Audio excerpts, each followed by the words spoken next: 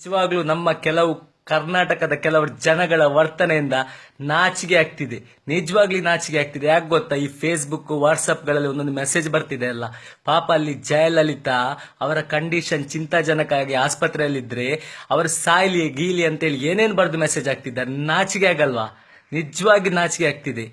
Just ಯೋಚಿಸಿ ಸ್ವಾಮಿ, ಸ್ವಲ್ಪ ಯೋಚಿಸಿ. ಜಯಲಲಿತಾ ಇಂದು ಅಮ್ಮ ಅಮ್ಮ ಅಂತ ಯೋಚಿಸಿದ್ದಾರೆ ತಮಿಳುನಾಡಿನ ಜನರಿಗೆ. ಯಾಕೆ ಹೇಳಿ? ಅವರು ತಮಿಳುನಾಡು ರಾಜ್ಯದ ಮುಖ್ಯಮಂತ್ರಿ. ತಮಿಳುನಾಡಿನ ರಾಜ್ಯದ ಮುಖ್ಯಮಂತ್ರಿಯಾಗಿ ಜನಗಳು ಅವರನ್ನು ಅಮ್ಮ ಅಂತ ಕರೀತಿದ್ದಾರೆ. ಯಾಕೆ? ಅಮ್ಮ ಅಂದ್ರೇನು? ಒಂದು ಮಕ್ಕಳನ್ನು ಯಾವ ರೀತಿ ನೋಡ್ಕೊಳ್ತಾರೆ, ಅನ್ನ ಕೊಟ್ಟಾಗ್ಲಿ, ಬಡವರಿಗೆ ಕಣ್ಣೀರು ಒರೆಸಿ ಆಗ್ಲಿ ಯಾವ ರೀತಿ ಸಹಾಯ ಮಾಡ್ತಾರೆ, ಆ ರೀತಿ ಸಹಾಯ ಮಾಡ್ತಿದ್ದಾರೆ. ಅದಕ್ಕೆ ಅವರು ಎಲ್ಲರೂ ಅವರನ್ನು ಅಮ್ಮ ಅಂತ ಕರೀತಾರೆ. ನಮ್ಮ ರಾಜ್ಯದಲ್ಲಿ ಇದ್ದಾರೆ ಕಣ್ರಿ ಕೆಲವರು. ನಮ್ಮ ರಾಜ್ಯದಲ್ಲಿ ಇದ್ದಾರಲ್ವಾ, ನಮ್ಮಲ್ಲಿ ನಿದ್ದೆ ಮಾಡಿ ಒಬ್ಬ ಒಂದು ಹೆಸರನ್ನು ಗಳಿಸ್ತಾನೆ, ಬ್ಲೂ ಫಿಲ್ಮ್ ನೋಡಿ ಒಬ್ಬ ಒಂದು ಹೆಸರನ್ನು ಗಳಿಸ್ತಾನೆ, ಫ್ರೆಂಡ್ ಹೆಂಡತಿ ಮೇಲೆ ಕೈ ಹಾಕಿ ಒಬ್ಬ ಹೆಸರನ್ನು ಗಳಿಸ್ತಾನೆ, ಹಣ ಮಾಡಿ ಒಬ್ಬ ಒಂದು ಹೆಸರನ್ನು ಗಳಿಸ್ತಾನೆ. ಇಂಥ ರಾಜಕಾರಣಿಗಳು ನಮ್ಮ ರಾಜ್ಯದಲ್ಲಿರುವುದು. ನಮ್ಮ ರಾಜ್ಯದಲ್ಲಿ ಜನಗಳಿಗೆ ಸೇವೆ ಮಾಡುವವರು ಯಾರಿದ್ದಾರೆ ಸ್ವಾಮಿ?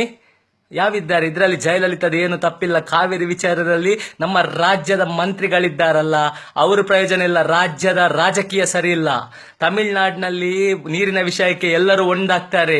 ಜಯಲಲಿತಾನನ್ನು ಅಮ್ಮ ಅಂತ ಹೇಳಿ ಎಲ್ಲರೂ ಒಟ್ಟಾಗ್ತಾರೆ. ಬಟ್ ಇಲ್ಲಿ ನಮ್ಗೆ ಹೇಳೋರಿಲ್ಲ, ಕೇಳೋರಿಲ್ಲ. ಎಲ್ಲ ಅವರು ಮಾಡಿದ್ದೇ ಸರಿ. ಯೋಗ್ಯ ಅಂತ ಕಳಿಸಿಕೊಳ್ಳುವ ಒಬ್ಬ ನಾಯಕ ಇದ್ದಾನೇನ್ರಿ ರಾಜ್ಯದಲ್ಲಿ? ಈಗ ಒಬ್ಬ ನಾಯಕ ಇದ್ದಾನ ರಾಜ್ಯದಲ್ಲಿ? ಕೆಲವರು ಮೇಲಿರುವವರ ಹೆಸರನ್ನು ಯೂಸ್ ಮಾಡಿ ಇಲ್ಲಿ ಮಿಂಚಲಿಕ್ಕೆ ಸ್ಟಾರ್ಟ್ ಮಾಡ್ತಾರೆ. ಕೆಲವರು ಇಲ್ಲಿ ಹೆಸರು ಸಂಪಾದಿಸ್ಲಿಕ್ಕಾಗದೆ ಹಣ ಮಾಡ್ತಾ ಇದ್ದಾರೆ. ಈಗ ಇನ್ನು ರಾಜಕೀಯ ಅಂತ್ಯ ಅಂತೇಳಿ ಕೆಲವರು ಹಣ ಮಾಡುವವರು ಇದ್ದಾರೆ. ಏನ್ ರಾಜಕೀಯ ಕಣ್ರಿ. ನಿಜವಾಗಿ ಜಯಲಲಿತಾ ಬಗ್ಗೆ ಸ್ವಲ್ಪ ಯೋಚಿಸ್ರಿ. ಆ ತಮಿಳುನಾಡು ಜನತೆಗೆ ಎಷ್ಟು ಹೆಲ್ಪ್ ಮಾಡಿದಾಳೆ, ಎಷ್ಟು ಉಪಕಾರ ಮಾಡಿದಾಳೆ ಯೋಚಿಸಿ. ನಾವು ನಿಜವಾಗಿ ದೇವರಲ್ಲಿ ಇಂದು ಏನು ಪ್ರಾರ್ಥನೆ ಮಾಡಬೇಕು ಗೊತ್ತಾ? ಅವಳಂತ ಒಂದು ರಾಜಕೀಯ ವ್ಯಕ್ತಿ ನಮ್ಮ ರಾಜ್ಯಕ್ಕೆ ಸಿಗ್ಲಿ ಅಂತ ನಾವು ಪ್ರಾರ್ಥನೆ ಮಾಡಬೇಕು. ಹೊರತು ಅವರು ಸಾಯ್ಲಿ, ಅವರು ಬಿದ್ದೋಗ್ಲಿ ಆಗಿ ರೀತಿ ಹೇಳೋದು ತಪ್ಪಾಗುತ್ತೆ. ನಿಜವಾಗಿ ಹೇಳ್ಬೇಕಂತ ಹೇಳಿದ್ರೆ ಅವರು ನಿಜವಾಗಿ ಅವರಂತಹ ಒಂದು ಒಳ್ಳೆಯ ವ್ಯಕ್ತಿ ಯಾರೂ ಇಲ್ಲ. ಇದರ ಮೊದಲು ನಾವು ಏನೇನು ಬರೆದು ಹಾಕಿರ್ಬೋದು ಅಥವಾ ಏನೇನು ಚಿಂತನೆ ಮಾಡಿರ್ಬೋದು. ಬಟ್ ಇಂದು ಅದರ ಬೇಜಾರು ಇಂದು ನಮ್ಗೆ ಆಗ್ತಿದೆ. ಯಾಕೆ ಗೊತ್ತಾ? ಅವರು ಮಾಡಿರೋ ಸೇವೆ ಜನಗಳನ್ನು ನೋಡಿ. ಇಂದು ಆಸ್ಪತ್ರೆಯ ಮುಂದೆ ನಿನ್ನೆ ರಾತ್ರಿಯಿಂದ ಇಷ್ಟು ಜನ ಸೇರಿದ್ದಾರೆ. ಯಾಕೆ ನಮ್ಮ ರಾಜ್ಯದಲ್ಲಿ ಯಾರಿಗಾದ್ರೆ ಹಾಗಾದ್ರೆ ಪಕ್ಷದವರು ಬಿಟ್ಟು ಬೇರೆ ಯಾರಾದ್ರೆ ನಾರ್ಮಲ್ ಜನಗಳು ಬಂದು ಸೇರ್ತಾರ? ಖಂಡಿತ ಸೇರಲ್ಲ. ಯಾಕೆ?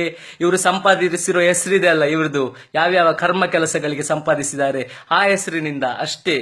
ಮತ್ತೆ ತಮಿಳುನಾಡಿನಲ್ಲಿ ಒಂದು ರಾಜ್ಯದ ಜನರಿಗೆ ಯಾವುದಾದ್ರೂ ಒಂದು ಫೆಸಿಲಿಟಿ ಬಂದ್ರೆ ಅದು ಮನೆಗೆ ಸಾಕ್ತದೆ. ಇಂಥ ಫೆಸಿಲಿಟಿ ಇದೆ ಗವರ್ಮೆಂಟ್ ಇಂದ, ಇಂಥ ಸೌಲಭ್ಯಗಳಿದೆ ಅಂತ ಮನೆಗೆ ಪ್ರತಿಯೊಬ್ಬ ರಾಜಕಾರಣಿ ಕರೆದುಕೊಂಡು ಪ್ರತಿಯೊಬ್ಬ ಮನೆಯವರಿಗೆ ಅವರಿಗೆ ಆ ಸೌಲಭ್ಯ ಸಿಗುವಂತೆ ಮಾಡ್ತಾರೆ.